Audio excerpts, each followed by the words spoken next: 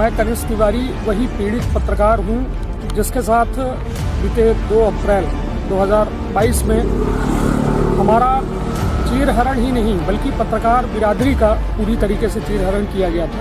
और ये लगातार हम आज भी प्रताड़ित हो रहे हैं। प्रताड़ना जब एक पत्रकार ही इंसाफ के लिए दर दर भटके, नहीं मिल रहा इंसाफ। सीधी पत्रकार अर्धनग्न फोटो वायरल मारपीट मामले में विभागीय जांच शुरू। थाना प्रभारी सहित 6 पुलिसकर्मी हो सकते हैं बर्खास्त। पीड़ित पत्रकार ने कहा, आरोपी पुलिसकर्मियों को बचाने के लिए थाने की सीसीटीवी फुटेज को डिलीट किया गया है।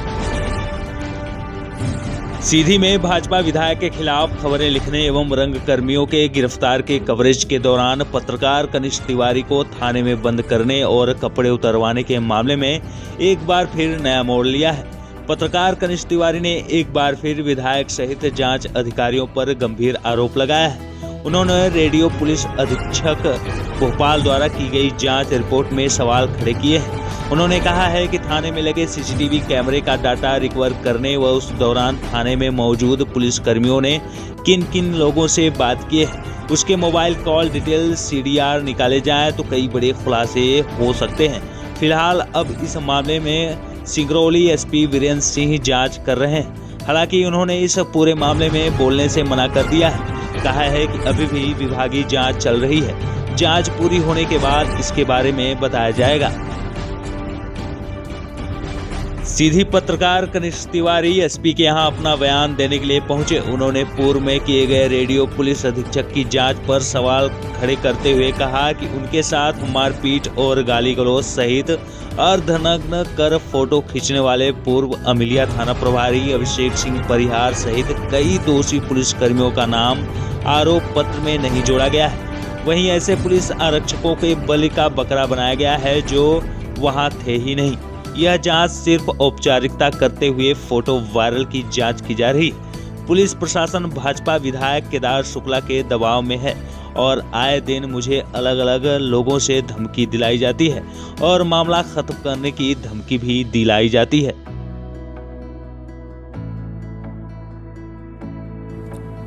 मैं कनिष्क तिवारी वही पीड़ित पत्रकार हूं जिसके साथ बीते 2 अप्रैल 2022 में हमारा चीरहरण ही नहीं बल्कि पत्रकार बिरादरी का पूरी तरीके से चीरहरण किया गया था। और ये लगातार हम आज भी प्रताड़ित हो रहे हैं। प्रताड़ना के उस दौर की पराकाष्ठा तो हमसे पार की ही गई थी उन 17 घंटों में जब हमें लॉकअप के अंदर बंद किया गया था।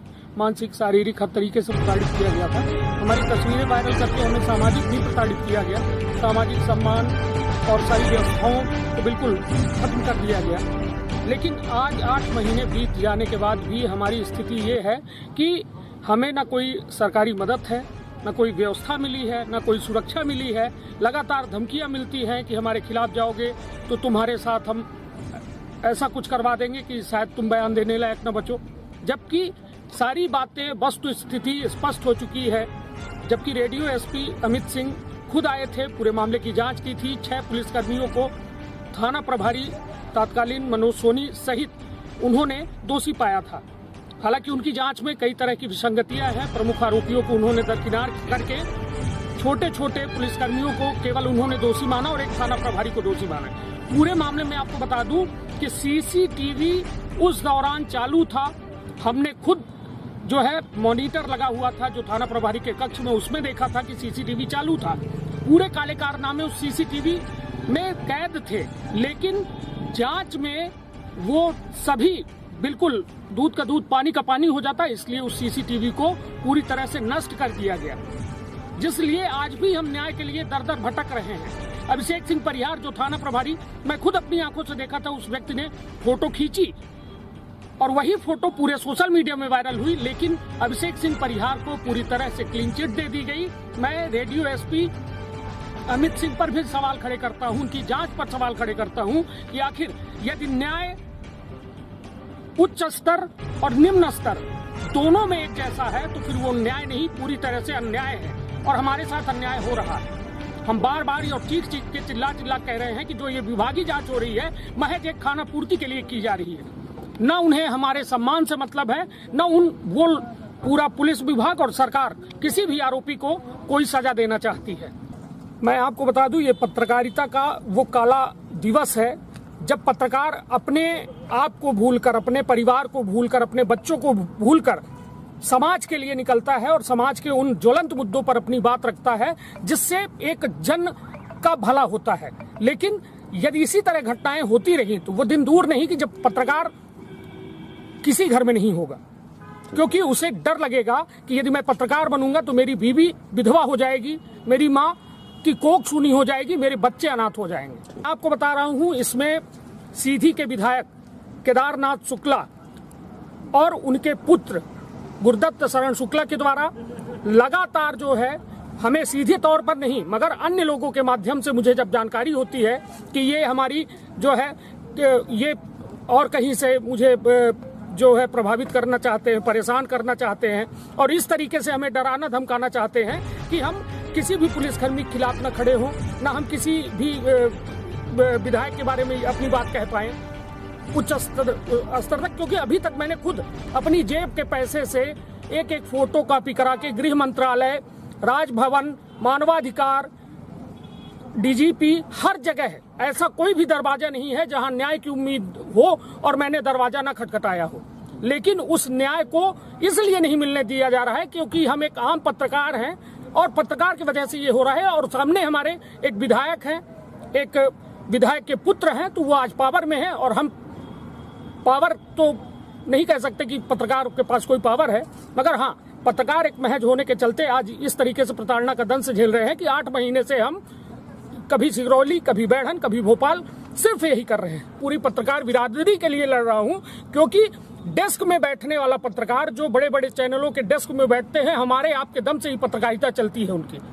और यदि हम आप सुरक्षित नहीं हैं तो डेस्क वाला पत्रकार कैसे सुरक्षित है, कैसे वो न्यूज चैनल चलाएगा, मैं भी जानना चाहता हूँ। लेकिन राष्ट्रीय मीडिया, प्रादेशिक मीडिया का मैं तहे दिल से आभार व्यक्त करता हूँ, पूरे पत्रकार बिरादरी की ओर से करता हूँ, क्योंकि उन्होंने एक सच जो दब रहा था उसे उठाया और एक जन जन की आवाज बनाई और जाकर कहीं आज हम न्याय की भले अंतिम पंक्ति में खड़े हैं, न्याय हमसे बिल्कुल अंतिम छोर पर है, उसके बावजूद भी एक आशा और एक उम्मीद इस पत्रकारिता ने ही बचाई है।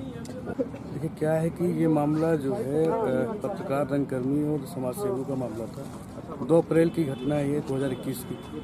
और नीरज कुंदेर जो रंगकर्मी है उनको पुलिस अरेस्ट करती है उनके घर से, तो उसी के विषय में हम लोग थाने में गए थे, जहाँ पे बहुत सारी चीज, बहुत जो कृत्य हुआ था, कपड़े उतरवाए गए थे, मारपीट की गई थी, फोटोज वायरल किए गए थे, उसी मामलों के लेकर। लेकिन अभी 8-9 महीने हो गए, हम लोग न्यायालय के चक्कर लगा रहे हैं, कोतवाली के चक्कर लगा रहे हैं, एसपी ऑफिस के चक्कर, लेकिन अभी तक हम लोगों को न्याय नहीं मिला है। और जिस फर्जी आईडी के आरोप में नीरज कुंदेर को पकड़ा गया था, उसके ऊपर वो आईटी एक्ट की धाराओं पे उसको जेल नहीं भेजा गया था। वो बाद में मुझे जानकारी मिली, हम लोग के साथ जब हम लोग लाकअप में थे तो बाद में हमको ये जानकारी मिली, उन्होंने बताया कि ये आप लोग पूछ रहे थे तो ये धाराएं लगी है। तो हमने उनसे यही सवाल किया था टीआई साहब से कि सर आप उनको 151 लगाकर क्यों भेजा गया, तो उन्होंने फिर जवाब नहीं दिया। उसके बावजूद हम लोग के साथ मारपीट करते हुए फिर अंदर लाकअप में डाल दिए थे। और उसके बाद जब वो नीरज कुंदेर सेंट्रल जेल में थे, पड़रा में, सीधी में, उसके बावजूद वो आईडी, जो फेसबुक आईडी तो एक्टिव थी, उससे पोस्ट आ रही थी उसके, लेकिन आज तक उस पोस्ट के विषय में नहीं पुलिस ने ध्यान दिया कि किस व्यक्ति ने पोस्ट डाली है। फर्जी तरीके से नीरज कुंदेर को फंसा करके उसको जेल भेज दिया गया था। और हम लोगों के ऊपर भी आईपीसी की धाराएं उसी दिन लगाई गई थी अलग से, 151 लगा करके हम लोग को लाकअप में रखा गया 18 घंटे। और जो आईपीसी की धारा लगी आज तक उसका चालान नहीं पेश किया गया। और कभी सिंगरौली मुझे बयान के लिए बुलाया जाता है, कभी सीधी बुलाया जाता है।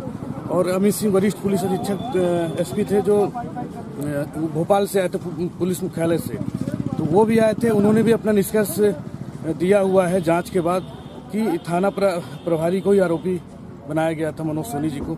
आज तक उनके ऊपर एफआईआर नहीं हुई है। अगर एफआईआर नहीं हुई तो क्या वो निर्दोष हैं? अगर दोषी हैं तो एफआईआर होना चाहिए। और मुख्यमंत्री जी ने भी आश्वासन दिया था, उन्होंने निलंबित किया था मुख्यमंत्री माननीय शिवराज सिंह जी ने कि जो भी है तो ऐसा बर्ताव होगा तो बिल्कुल नहीं बख्शे जाएंगे। तुरंत अभिषेक सिंह परिहार और मनोज सोनी जी को निलंबित किया गया था उस टाइम पे। आज भी लाइन अटैच है। अगर वो निर्दोष है तो फिर लाइन अटैच क्यों आज तक? सवाल ये पैदा होता है। तो हम लोग यही आए थे, आज बयान देने आए थे। हम चाहते मीडिया भाई बंधु से कि उसको पब्लिक के पास पहुंचाए और प्रशासन हमारे पास। सीधी की जो घटना थी और सीधी के पुलिस पे भरोसा नहीं था, इसलिए कई बार वहां से भी फोन आया, लेटर भी हमारे पास है। मैं नहीं गया हूँ क्योंकि हमको वहाँ सीधी के पुलिस के ऊपर भरोसा नहीं था, क्योंकि एक बार घटना हुई और पुलिस वालों के द्वारा ही की गई थी। पक्ष का दबाव है, सरकार है भाजपा की। भाजपा से विधायक है केदारनाथ शुक्ला जी, उनके कहने पे सारी चीजें हुई। उनको फोटो भेजा गया, उन्होंने वायरल करवाया। और जो मुख्य रूप से जो आरोपी थे इस घटना के पुलिस वाले, उनको भी निलंबित नहीं किया गया। 4-5 लोग और इसमें शामिल थे जिनका मैंने नाम दिया था, उनको निलंबित नहीं, आज भी वो ड्यूटी कर रहे हैं। लेकिन जो नहीं किया था उनको निलंबित कर दिया गया। मतलब दूसरे ने जो कृत्य किया उसका आरोप दूसरों पर डाल दिया गया। विवाद ऐसा कुछ नहीं है। मैं समाज सेवी हूँ, मैं आदिवासियों के मुद्दों को उठाता रहता हूँ। एक बार मीना सिंह जी आई थी नवंबर 2020 में, भोपाल में कार्यक्रम था, तो उस विषय जमीन का मामला था, वो हड़बड़ों की जमीन का। तो उस मामले को मैंने उठाया था विधायक जी के मौजूदगी में, एसपी साहब, कलेक्टर साहब की मौजूदगी में। मैंने मीना सिंह को आवेदन दिया था आदिवासियों के साथ जाके कि मैडम आप भी उसी समाज से आती हैं, इनकी जमीनें वापस होंगी कि नहीं, बता दीजिए। 1959 में कानून बनता है कि आदिवासियों की जमीन गैर आदिवासी नहीं ले सकता है, और 62 तक उनका नाम रहता है उन आदिवासियों का। 72 में माननीय विधायक जी का नाम चढ़ जाता है। तो वंशावली के हिसाब से विधायक जी तो आदिवासी है नहीं। तो उसी मामले को लेकर के तो वो हमेशा से खेती करते आ रहे हैं। अभी कुछ दिन पहले उनको ये कहा गया कि आप इसमें खेती नहीं करेंगे, ये जमीनें हमारी हैं। तब वो हमारे पास न्याय के लिए आए। कहीं बहुत जगह गए, नहीं हुआ तो फिर मैंने उस मुद्दे को उठाया। तो हो सकता है उसी कारण उन्होंने ऐसा कृत्य किया हम लोगों के साथ।